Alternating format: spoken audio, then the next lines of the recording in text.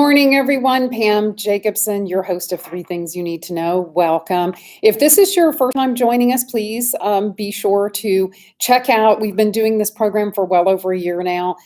In 2021, we've been more focused on achieving our best health, our optimal health this year. And so a lot of my efforts have been focused on that. But I do encourage you to go back and review over this past year because I've given a lot of great information to help you optimize your health. So what we are going to talk about today is hormones, and are hormones sabotaging your effort for optimal health.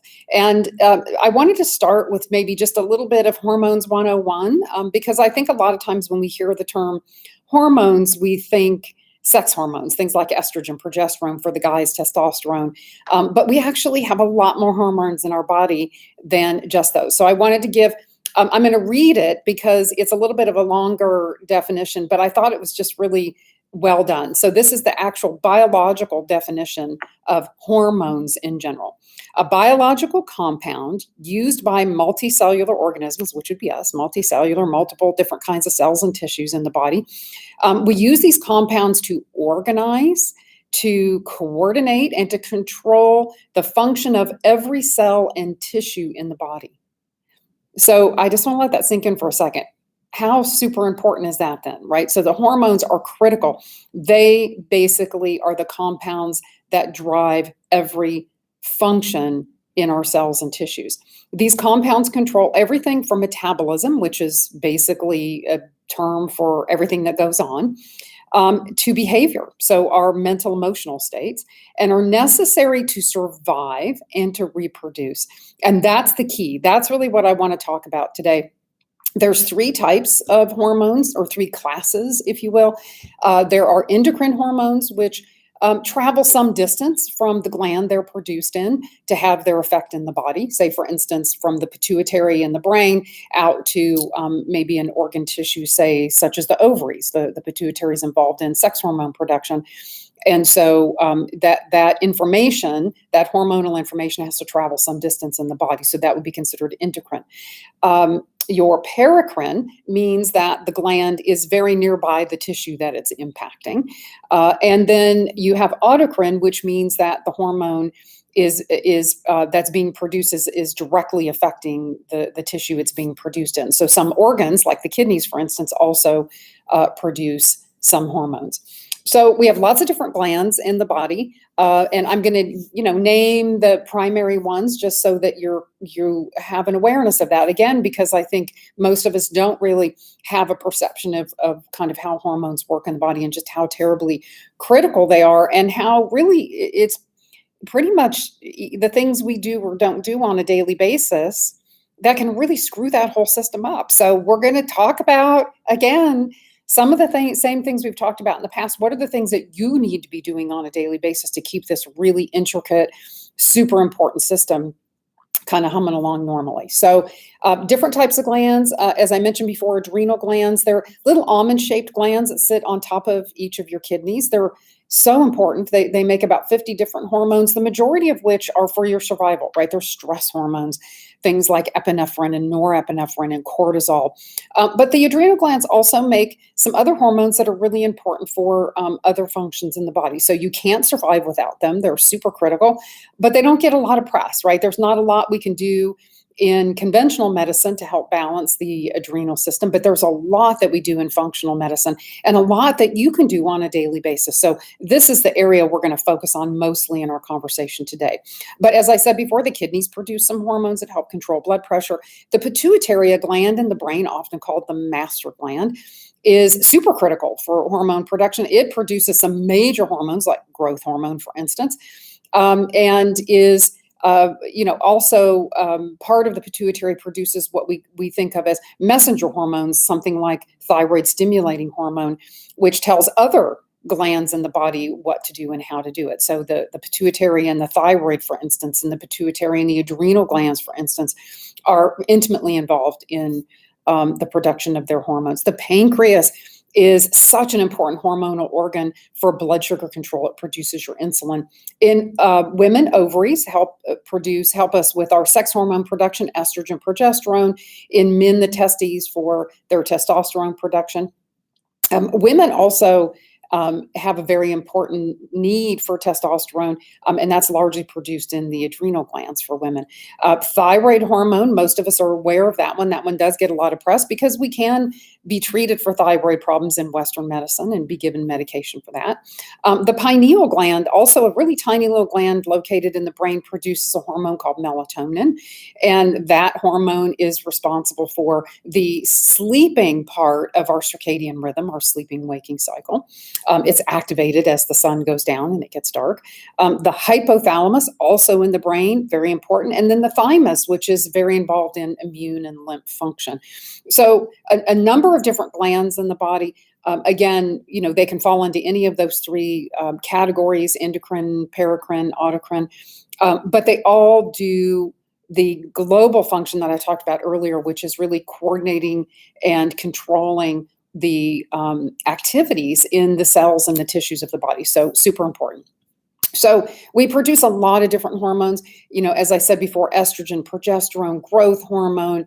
There's hormones that control our menstrual cycles in women and our reproductive cycles, hormones that control our blood pressure and our blood sugar, all kinds of critical functions, right? Without that balanced function in the body, we would not be able to survive. And remember, I said earlier that the definition of hormones included basically the ability to survive and to reproduce. Without good hormone balance, we ultimately would not be able to survive or reproduce.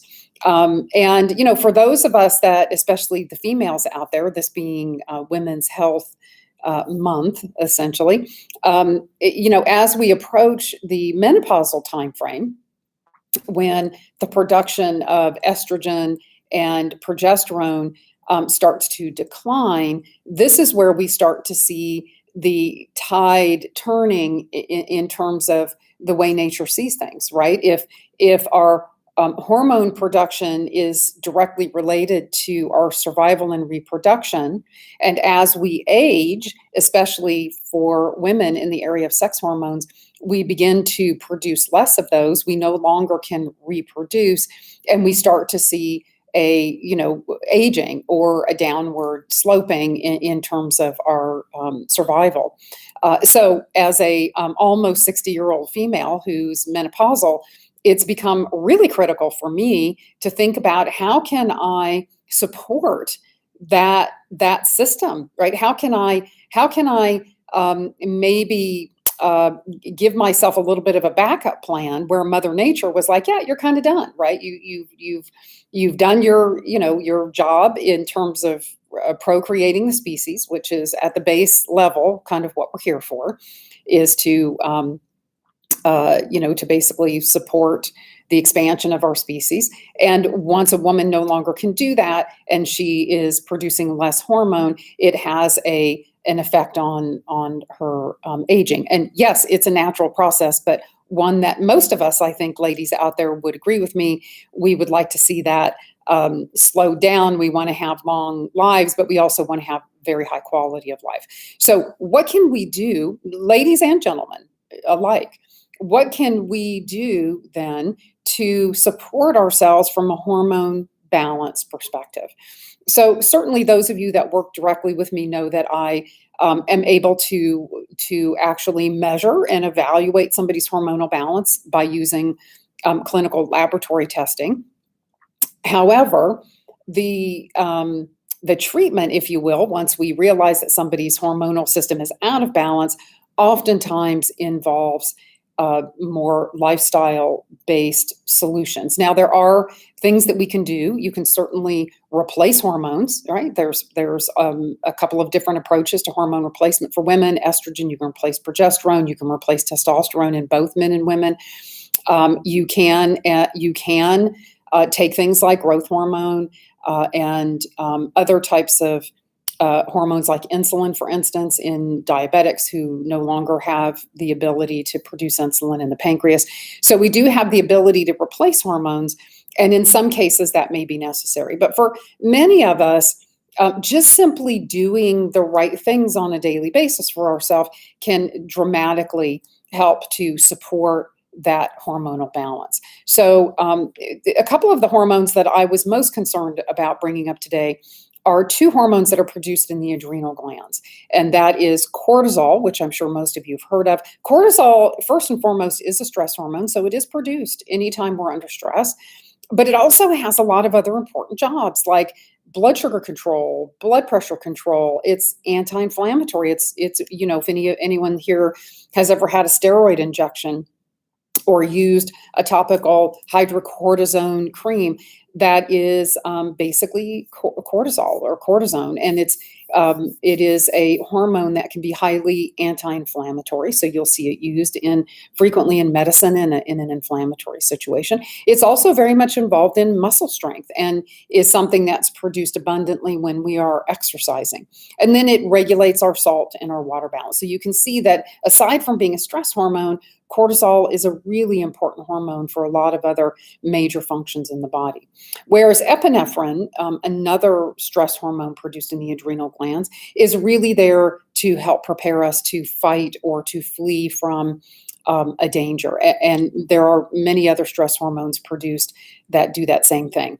So what I want to talk about first and foremost is, or remind you of, is the 4-pillar system that we've talked about really since the beginning of this program, and that is sleep optimization. And the reason why sleep optimization is so important in the context of hormones is because sleep is the only time that the body can repair itself, and it's the only time that we can achieve any level of hormone balance, hormone glandular repair is during sleep. And we need to have not only adequate number of hours of sleep, which if you look at sleep research, it appears to be at least 7, and that would be your absolute minimum, but somewhere between 7 and 9 hours of sleep. But it's not just how much sleep, it's actually timing, right? So for instance, your growth hormone is produced in your first phase or early phase of deep sleep, and this generally happens prior to midnight. So if you're somebody who's staying up until midnight or 1 a.m., you're really shortening or maybe even completely eliminating that window where you can optimize your production of certain hormones like growth hormones. So timing for sleep is not enough to just get 7 or 8 hours of sleep. Timing of sleep makes a difference as well. So I always instruct my clients, really shoot for bedtime somewhere between 9 and 11, no later than 11, and up, somewhere between 5 and 7 a.m. I think that gives you your 8 hours of sleep in a reasonable circadian rhythm to allow for optimizing hormone balance and hormone production. Stress response management is pillar number 2 and is super critical, because let's go back to the beginning when I gave you the definition, and in the second paragraph I said hormones are responsible for basically all function physiologically, but also mentally and emotionally, right? So when we are under significant amounts of stress, and let's face it, guys, in our world today, it's not the stressors that we faced thousands of years ago where we could be killed by some wild animal or just the elements that we lived in. Today, it's really, a rare occasion that we would be faced with such a danger. And for most of us, it is simply things like an overly busy schedule or a work deadline or anxiety over something that we're anticipating happening, or maybe it's financial difficulty or relationship problems. None of those things directly are an imminent danger to us physically, but unfortunately the DNA and the physiologic structure is sort of hardwired, right? Our survival mechanism is very primitive. So when we don't manage how we respond to stress, when we allow ourselves to become anxious, to become fearful, to kind of have that catastrophic worst case thinking, and we're not doing something like meditation, deep breathing. And I've talked extensively already about all the different techniques. So you can go back and, just not that many weeks ago, I talked about box breathing or four square breathing. It's a really simple technique. That alone, done multiple times during the day, could take care of this issue of stress response management. But when we are under those levels of stress and we're not managing, what we're doing is producing tons of stress hormone like epinephrine. So for those of you who, on a daily basis feel like you're super anxious and you feel like you're short of breath and you're frightened, and this is a stress response, and your nervous system really does believe you're in danger even though you are not. That can really you can get stuck in a loop there. You produce too much of these hormones, they're flowing through the bloodstream, they make you feel anxious, that makes you more anxious, and it just becomes a vicious cycle. So unless you're doing something, I call it stress response management, on a daily basis, you're not going to have very much success breaking that cycle. And your nervous system is going to continue to produce large amounts of stress hormone. Excuse me, sorry. And that's going to have a major impact on your health. Because when you're in survival mode, all other bets are off. So we don't care about your digestive system or your immune system or anything. If your nervous system thinks if you're going to die anyway, none of that matters. Just give me all the resources to make as much stress hormone as I can. So stress response management is so critical. Please do go back. And really, honestly, guys, if hormone imbalance is at the top of your list as a concern, if you're not sleeping well, if you're having hot flashes, if your libido's gone, or for gentlemen, your sexual performance is impacted, or your energy is low, then the place to start is going to be in these areas. Is your sleep optimized? Are you managing your stress response? Are you moving your body? Exercise is the single most important, basically health and performance enhancing drug that you could use on a daily basis, right? It's super important for hormone balance, and especially when it comes to adrenal hormones and cortisol balance. So we need to have movement of our bodies on a daily basis. It doesn't have to be anything crazy. Again, go back to my previous videos. I've given you very specific recipe for how to move your body daily without it having to really wreck your schedule or cause you a lot of challenges in terms of being able to do it on a regular basis. So do go back and look, but understand that if hormonal balance is sabotaging your efforts, if you don't weigh what you want to weigh, if you don't feel how you want to feel, if you're not sleeping well, if you don't feel rested, then you need to be looking at these 4 key pillars first. There's not a drug and there's not a supplement that's going to save you from the things that you're not doing on a daily basis. So exercise or movement on a daily basis. And then finally, diet. Yes, diet absolutely can really create some imbalance in the hormonal structure, particularly when your diet is what I call a stressful diet. That's the diet that we all tend to want to eat when we're stressed out, right? We need a lot of fast glucose available foods if we're running for our survival. That's the way the nervous system sees it. So we tend to crave things like sugars and processed foods and things that are fast, that turn into sugar in our body quickly, that give us the energy to be able to keep running, even though we're just sitting in our office, or maybe we're just home, anxious about whatever the next horrible thing is that's happening out there. So diet's really important. A clean diet, lots of veggies, good fats, ample amounts of protein, and really keeping your sugars and your processed foods to a minimum is a good hormone balancing type of diet. Now, there are things that you can do supplementally to help with hormone balance. I would say that the basic supplementation that I would recommend that you would just take on a daily basis, all of us, these are things most of us need because we're not getting them regularly from our diet.